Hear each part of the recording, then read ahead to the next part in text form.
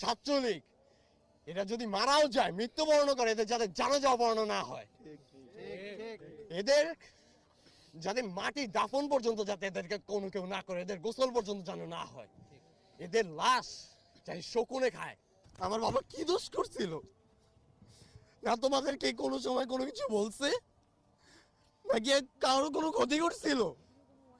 আমার বাবা তো তোমাদেরকে কিছু করেনি।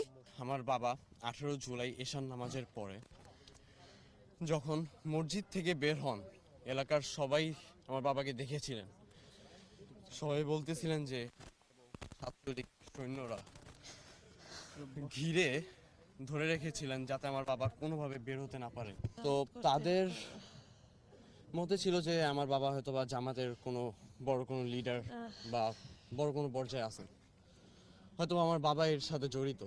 একটা জিনিসই বলার থাকবে যে মুসলিম কান্ট্রিতে যদি নামাজ পড়া যদি আপনার দোষ হয়ে থাকে, মসজিদ থেকে বের হনো যদি তাদেরকে জামাত শিবির বলা হয়, তাহলে তো মসজিদ মাদ্রাসায় যারা আছেন তারাও তো সবাই জামাত শিবির, তাদেরকেও তো তাহলে গণহত্যা করা উচিত ছিল। পরবর্তীতে ইনভেস্টিগেশনে জানা যায় যে আমার বাবার লাশ নাকি দক্ষিণ কাজলার টোল প্লাজার সামনে নাকি ফেলে রাখা হয় রক্তাক্ত অবস্থায়। ওখান থেকে নাকি যাত্রাবাড়ি থানা নাকি তাদেরকে, আমার বাবার লাশকে নাকি উদ্ধার করে শাহবাগ থানায় নাকি হস্তান্তর করে, এবং শাহবাগ থানা নাকি শাহবাগ থেকে আপনার ঢাকা মেডিকেলে হস্তান্তর করে। আমি আমার বাবার লাশের জন্য আমি ঢাকা মেডিকেলে যাই। পুলিশ আমার সাথে অনবরত তর্ক বিতর্ক করে। এক পর্যায়ে একজন পুলিশ সে বলে যে আমাকে একটা পুলিশ পারমিশন নিয়ে আসতে ঢাকা মেডিকেলে ঢোকার জন্য। আমি বলি যে আচ্ছা ঠিক আছে, আপনি আমাকে পুলিশ পারমিশন এনে দিলে ঢুকতে দিবেন তো? তিনি বলেন যে হ্যাঁ, আমি তো আমাকে ঢুকতে দিব। আমি আমার থানায় আসি, আমার ওয়ারি থানায় এসে আমি অনেক কষ্ট করে তাদের কাছ থেকে একটি পুলিশ পারমিশন নিই। পুলিশ পারমিশন নিয়ে আমি যখন তাদের কাছে যাই, তুমি তোমার বাবার লাশ এমনিই পাবে। আমি বলছি যে আমার বাবার লাশ আছে না কি আছে তা তো আমি জানি না, আপনি কিভাবে বললেন যে আমার বাবার লাশ আছে? তিনি বলতেছে যে এখানে যেহেতু তুমি আসছো, তুমি অবশ্যই তুমি ধারণা করে আসছো যে তোমার বাবার লাশ আছে। আমি বলছি যে অবশ্যই না, আমার বাবা তো এখানে ট্রিটমেন্ট অবস্থাতেও থাকতে পারে, গুলিবিদ্ধও তো হতে পারে, আপনি কিভাবে বলেন এই কথা? যখন তার সাথে তর্ক বিতর্ক চলতেছে, এক পর্যায়ে তিনি আমার গায়ে হাত তুলেন। আমার দুজন বন্ধুরা ছিল, তারা আমাকে যখন পিছনে ঠেলে নেয়, তারা আমাকে বলে যে পিছন থেকে নাকি দুজন পুলিশ নাকি তাদের রাইফেল নাকি রিলোড করে নিছে আমাকে মারবে বলে। আমার এখনো কনফিডেন্স আছে যে আমি যদি ওই দিন যদি ঢুকতে পারতাম, আমি আমার বাবার লাশ পেতাম। অ্যাটলিস্ট আমি আমার বাবার নিজের লাশটা আমি নিজের হাত থেকে অ্যাটলিস্ট দাফন করতে পারতাম। আমার এখনো মনে আছে ওই পুলিশের সাব ইন্সপেক্টরের নামটা কামরুজ্জামান, আমার তার নামটা এখনো স্পষ্ট মনে আছে। তার সাথে আমার তর্ক বিতর্ক হয়েছিল, আর কোনো উপায় না পাই তখন আমি অনেক কষ্ট করে আমাদের ঢাকা বিশ্ববিদ্যালয়ের ফরহাদ ভাইয়ের সাথে আমি দেখা করি। ফরহাদ ভাইয়ার সাথে আমি পরিচালকের রুমে যাই যখন, তখন আমাকে পরিচালক বলে যে যেহেতু তোমার বাবা, আমি তোমাকে এখন বলে দেই, তবে তুমি এই কথাটা গোপন রাখবে। কিন্তু এখন যে সময়, তার এই কথাটা গোপন রাখার মতো না। তিনি আমাকে বলেন যে 1000-এর উপরে লাশ হবে, তিনি নাকি আঞ্জুমান মফিদুল ইসলামকে দিয়ে দিয়েছে। তারপর যখন আমি আঞ্জুমানে যাই, আঞ্জুমানে যাওয়ার পর ঠিক 2 থেকে 3টা ফাইল যখন উঠায়, তখন আমি আমার বাবার ছবি দেখতে পাই। আমি তখনই তাদেরকে বলি যে এই ছবিটা একটু বের করেন কাইন্ডলি। তারা যখন ছবি বের করে, আমি আমার বাবাকে স্পষ্টভাবে চিনতে পারি। ওই দিন আমার বাবা সাদা পায়জামা, সাদা পাঞ্জাবি, আমার এখনো মনে আছে এই পাঞ্জাবিটা।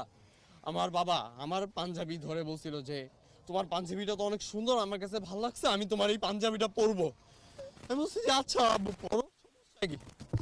আমার বাবা ওই পাঞ্জাবিটা পরে আমার থেকে বলছে যে আমি তখন আন্দোলনে বের হবো। আমার বাবা বলছে যে বাবা যেখানে যাও সাবধানে দেখো, যদি কোনো ঝামেলা হয় আমাকে বলো।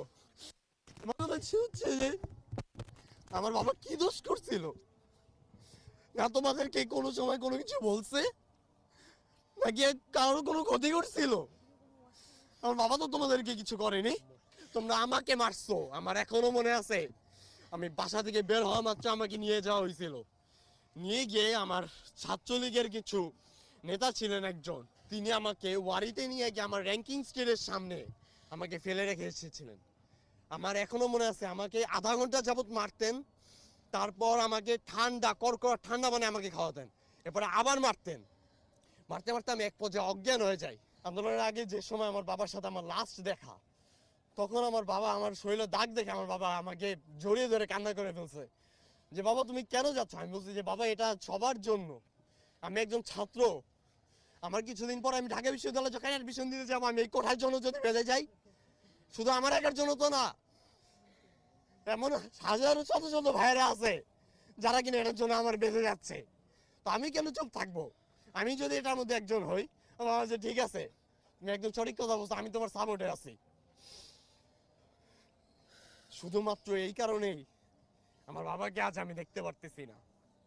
যদি কোঠা নিয়ে যদি কথা না হতো তাহলেই মনে হয় আমি আমার বাবাকে পেতাম। তবে হ্যাঁ, আমি একটা জিনিস নিয়ে অনেক প্রাউড ফিল করি যে আমার বাবা দেশের জন্য প্রাণ দিচ্ছেন, আমার ভাই আমার দেশের জন্য প্রাণ দিচ্ছেন, আমাদের শত শত আমাদের ভবিষ্যতের জন্য আমাদের প্রাণ দিচ্ছেন। এবং এই ফ্যাসিস্ট সরকার, তাকে আল্লাহ আদৌ পর্যন্ত ক্ষমা করবে কিনা তার কোনো নিশ্চয়তা নেই। আমি চাই এই যে আওয়ামী লীগ, ছাত্রলীগ, এটা যদি মারাও যায়, মৃত্যুবরণ করে, এদের যাতে জানাজা অপহরণ না হয়, এদের যাতে মাটি দাফন পর্যন্ত যাতে এদেরকে কোনো কেউ না করে, এদের গোসল পর্যন্ত যেন না হয়, এদের লাশ যাতে শকুনে খায়। এটা শুধু শুধু মুখ থেকে কারো আসে না, কতটা পর্যন্ত কতটা মানুষ কষ্ট পেলে এইসব কথা বলে। একটা মানুষকে কিভাবে নির্মমভাবে হত্যা করে তা আল্লাহ মাবুদি ভালো জানে, আর তারাই ভালো জানে। তারা তো পশুর থেকেও আমার কাছে অধম। এবং যারা ছাত্র সমন্বয়ক আছেন, তাদের কাছে আমার একটাই দাবি থাকবে যে আমরা যারা শহীদ পরিবারের যারা লোকজন আছে, যারা শহীদ, আমাদের কাছে এখনো আমার কিছু ভাইয়েরা আছে, তারা এখনো আহত আছেন, তাদেরকে খোঁজ নেওয়া। সরকারের কাছে আমার দাবি থাকবে আমাদের তাদেরকে একটু খোঁজ নেওয়া। তাদের অনেকেই আছেন যারা নিজের মেয়েকেও খুঁজে পাচ্ছেন না।